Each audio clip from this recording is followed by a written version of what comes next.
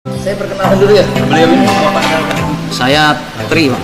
Haji Tri. Haji Tri, Pak Haji Tri. Beliau Ya. ini adalah Saya salah satu penasehat KDKM salah Al-Hasan satu penasehat di masjid ini. Artinya menasihati DKM-nya pada saat di para imam barangkali Pak.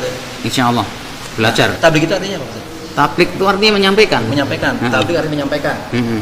Kalau dakwah kan mengajak. Kata Nabi kan balighu ani walau ayah. Sampaikan yang datang dariku walaupun satu ayat. Kalau kita tahu satu kalimat Bismillahirrahmanirrahim malah harus menyampaikan. Kalau orang itu udah tahu Fatihah berarti 7 ayat kan harus menyampaikan.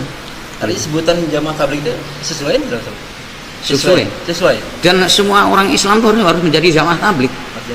Harus menyampaikan. Tahu satu ayat harus sampaikan. Seperti Abu Bakar Siddiq radhiyallahu anhu, begitu dia masuk Islam tanya kepada Rasulullah, "Ya Rasul, aku telah beriman kepada engkau, apa tugas aku?" Kata Nabi, "Tugas kamu seperti tugas saya, mengajak orang masuk Islam lagi."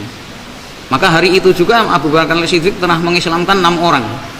Nah hari ini kita nih sudah Islam berapa tahun, sudah mengislamkan berapa orang. Sebutan jamaah tabligh artinya kalau menurut Pak Ustadz dengan dalil-dalil yang Pak Ustadz sampaikan tadi, seluruh umat Islam wajib menjadi penyampai dakwah.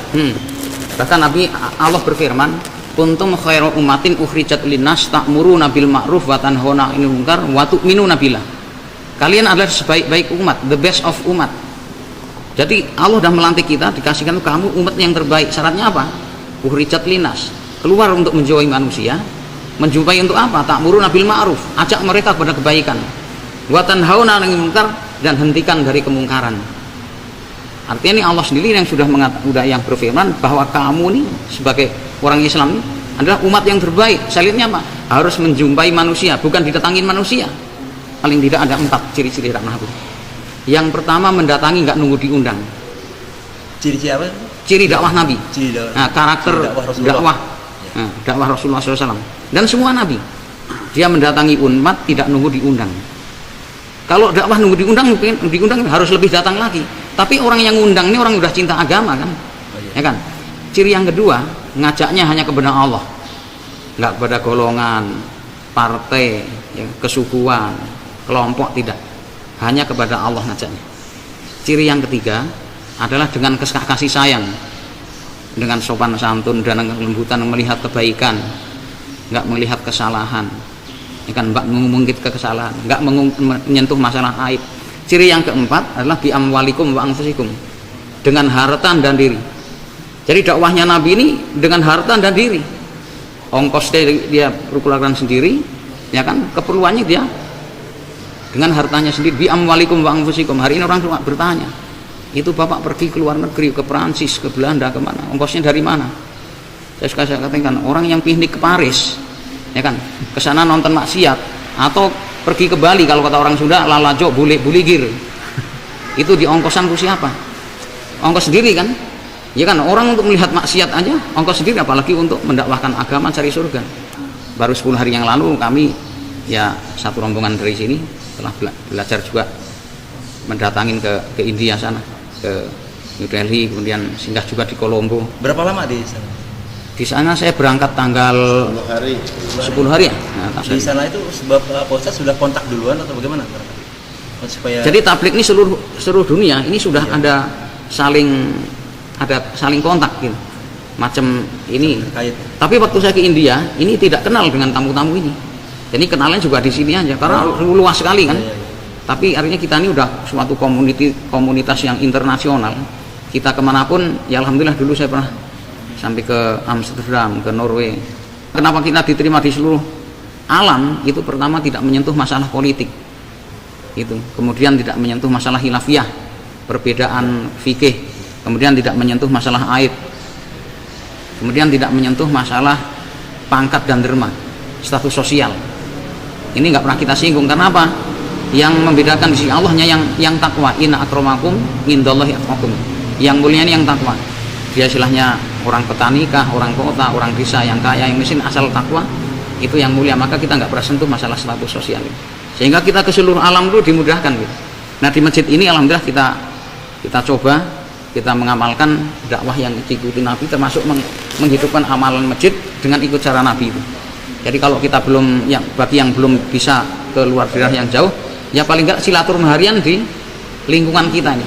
Dan alhamdulillah di sini juga berbagai paham ya, berbagai organisasi, ada orang NU, ada Persis, ada Muhammadiyah, ada Tabligh, tapi semua bersatu alhamdulillah. Dan Allah sendiri berfirman dalam surat Yusuf ayat 108, a'udzubillahi minasyaitonirrajim, qul hadhihi sabili ad'u ilallah ala basiratin ana wa man ittaba'ani wa subhanallahi wa ma ana minal musyrikin. Qul hadhihi sabili, maka Rasul diperintahkan untuk menyampaikan kepada umat ini, katakanlah ini jalanku. Apa? Ad'u ilallah, jalanku, jalanlah Nabi ini, ad'u ilallah, mengajak manusia kepada Allah, ala basiratin, dengan basirah, dengan hujah yang nyata dan kelembutan, dengan bahasa kaumnya. Dan ana wa man ittaba'ani, jalanku dan jalan pengikutku. Ini Allah perintahkan supaya Nabi menyampaikan ini jalanku dan jalan pengikutku, yaitu mengajak manusia kepada Allah. Ini kalau lihat ayat ini, ulama mengatakan setiap orang yang sudah punya kalimat la ilaha illallah Muhammadur Rasulullah wajib mengajak manusia kepada Allah. Artinya wajib mengajak orang supaya iman kepada Allah. Sekarang ini orang Islam aja banyak yang dengar adzan nggak ke masjid. Bahkan ada orang yang istirahat di masjid, waktu dengar adzan malah meninggalkan masjid. Makanya sekarang tahapnya orang-orang yang tabligh ini pertama apa? Dakwah islahiyah. Islah ini memperbaiki. Pertama memperbaiki diri sendiri dan memperbaiki orang Islam supaya dia mengamalkan Islam.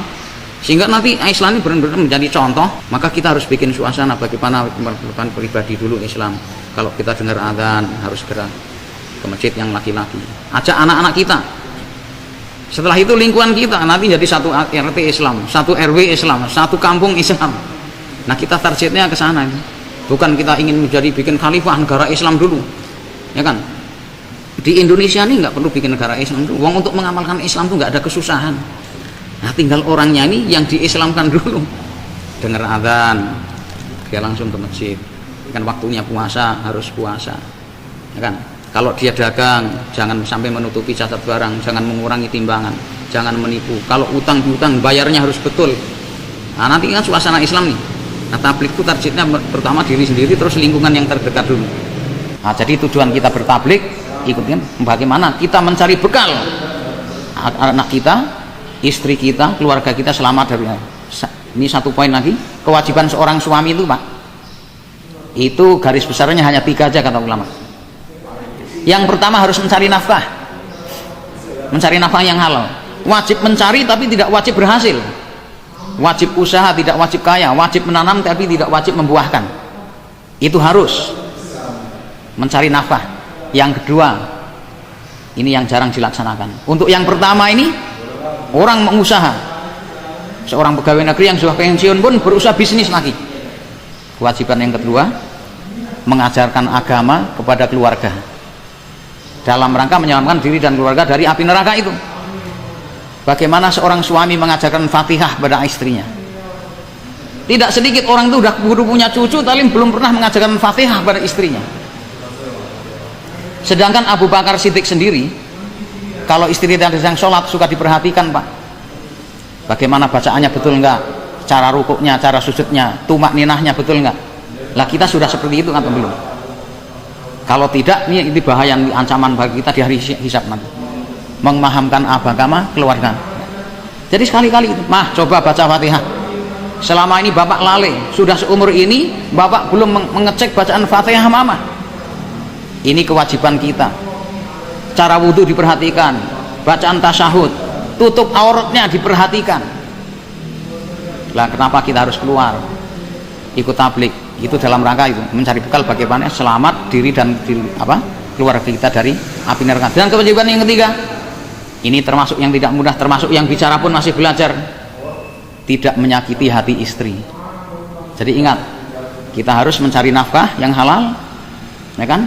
Yang kedua, mengajarkan agama kepada keluarga supaya selamat dari api neraka, tidak menyakiti hati istri. Mudah-mudahan bermanfaat.